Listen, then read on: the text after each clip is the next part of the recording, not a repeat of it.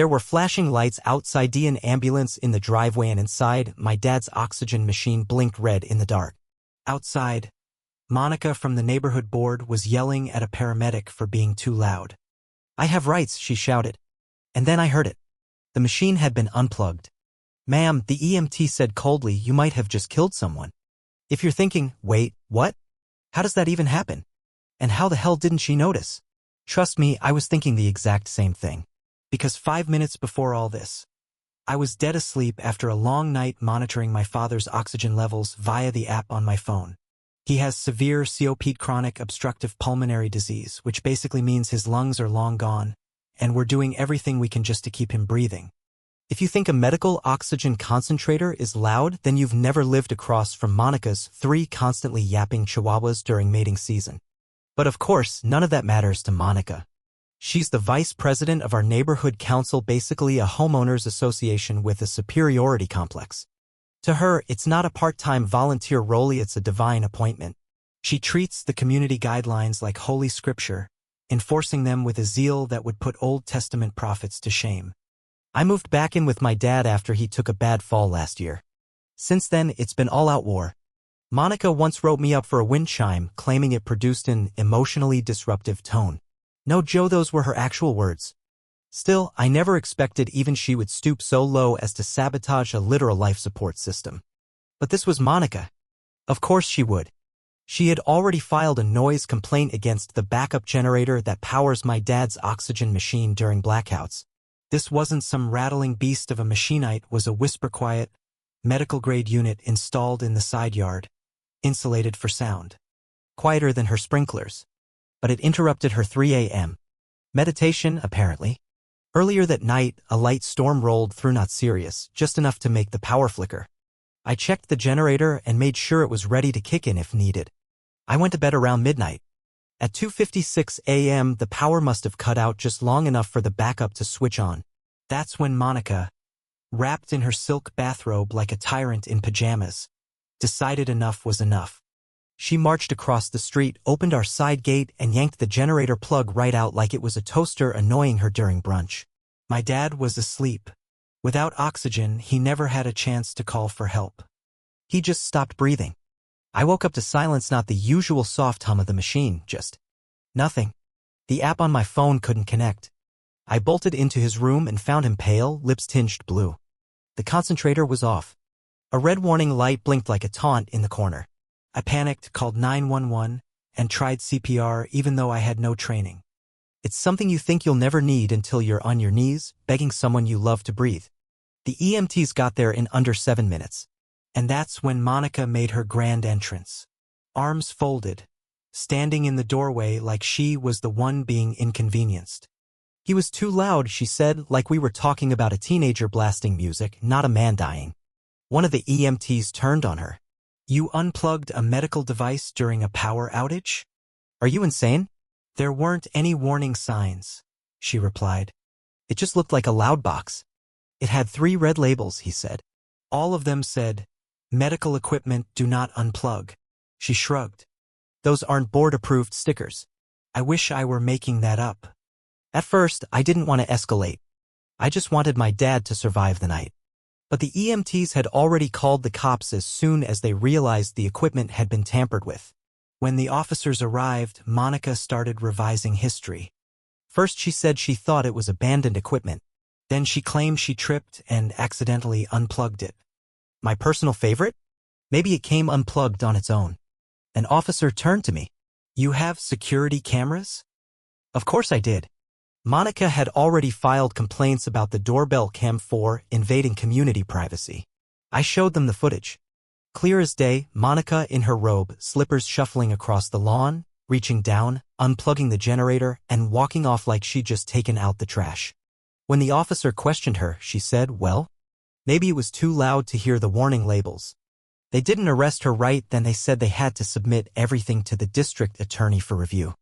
But one of the EMTs looked at her like he wanted to say, "You didn't just screw up. You committed a crime." By morning, my dad was stable. Barely. The doctor told me bluntly, 5 more minutes without oxygen and we'd be talking about brain damage or worse. I sat at the kitchen table, numb. Monica thought this was over. that I'd be scared off. But she had no idea who she was messing with. I opened my laptop and began gathering evidence emails, security footage, incident reports. Then I heard it again, the generator humming back on. I ran outside. Monica was at the side gate again. But this time she wasn't alone. 2 other board members stood beside her, clipboard in hand, expression smug. "We're here to notify you that your generator installation violates Section 4B of the Exterior Maintenance Code," said Brent, the guy on her left. Receding hairline, smug grin, and a disturbing tendency to quote bylaws like scripture. I couldn't believe it. My father had almost died 12 hours ago and they were handing me paperwork? Monica handed me a form stamped, "Urgent Notice of Violation." "This is just a courtesy notice," she said. "If it's not removed in 48 hours, we'll pursue fines and legal action." I looked at the document. Not a single mention of medical necessity. Just a bunch of jargon about unauthorized modifications and noise compliance. "You realize this is a medical-grade generator?" I asked. Brent smiled. "We understand your concern. But all residents are subject to the same rules." That's when it clicked. This wasn't about noise. This was about control. When I pushed back, Monica scoffed. "That's not how the law works. Besides, I didn't know it was medical. You looked right past 3 red warning labels to unplug it. They weren't regulation stickers," she snapped. Her voice had that brittle edge. She was bluffing and starting to crack. The 3rd board member, a quiet woman named Janelle, hadn't said a word. I turned to her. "You comfortable backing someone who nearly killed a man over a 45 decibel hum?" She looked down. "Janelle doesn't answer to you," Monica snapped. Then they left. But not before Monica turned back and muttered, "It's not personal. Just community standards." That phrase stuck with me. I sent everything to an attorney I just heard, a guy named Daniel who specialized in neighborhood legal abuse. His voice could make even emails sound like closing arguments. He responded fast. "If that footage is as clear as you say, this isn't just civil. This is criminal." I kept digging. Emails. Memos. Every passive-aggressive citation I'd ever received. Then I found something infuriating. Just 2 days before the incident, the HOA had quietly modified their bylaws, adding a clause about unauthorized emergency equipment. No vote. No resident notification. Just a stealth change, authored by Monica herself. One of the neighbors sent me a screenshot from a private group chat Monica had mistakenly added her to. It showed Monica bragging about getting rid of the noise menace before it spreads. That was it. With Daniel's help, we submitted everything: video, screenshots, medical records to the district attorney. I also tipped off the local news. Told them anonymously. An HOA official unplugged a man's oxygen machine during a blackout. Within a day, 3 reporters had picked it up. Monica caught wind of it because that evening I got a cease and desist letter from her lawyer accusing me of defamation. Daniel read it and laughed. "Cute. I'll handle it." But 2 days later, something unexpected happened. Janelle, the quiet board member, showed up at my door with a manila envelope. "I can't be part of this anymore," she whispered. Inside were HOA memos, Monica's correspondence, including one where she wrote, "If he won't move that generator, we'll make it happen." Rules are rules. The local news picked it up and ran it hard. Monica's face, caught on the doorbell cam mid-unplug, was plastered all over the internet. She became a symbol of exactly what's wrong with HOA abuse. Reddit blew up. Twitter roasted her. A subreddit called HOA Nightmares dubbed her Queen Monica of Controlville. And Monica? She cracked. She posted a rant online blaming the media, the board, and even me. "I'm the victim," she wrote. "I was just following protocol." No one bought it. Then Janelle resigned. Publicly. Said the HOA had become toxic. 3 more board members followed. Monica was now the last officer standing. That's when the district attorney filed formal charges. Criminal negligence, reckless endangerment, and tampering with medical equipment. At trial, the footage was damning. So were the emails. The EMT's testimony sealed it. The verdict, guilty, on all counts. She got 18 months of house arrest, a steep fine, and mandatory volunteer work at a medical facility. Oh, the irony. Back home, we held a neighborhood vote. The HOA was dissolved. People brought cupcakes. No jokey, it felt like a birthday party. Monica's house?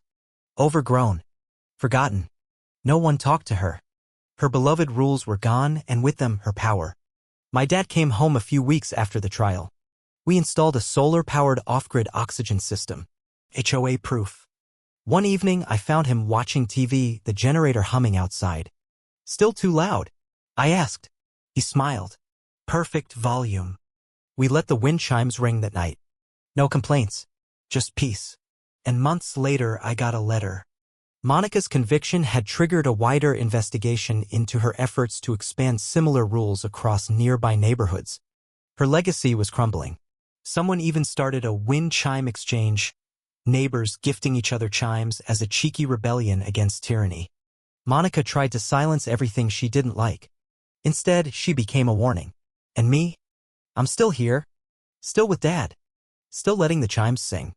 And if anyone has a problem with the sound, well, there's no HOA left to stop me.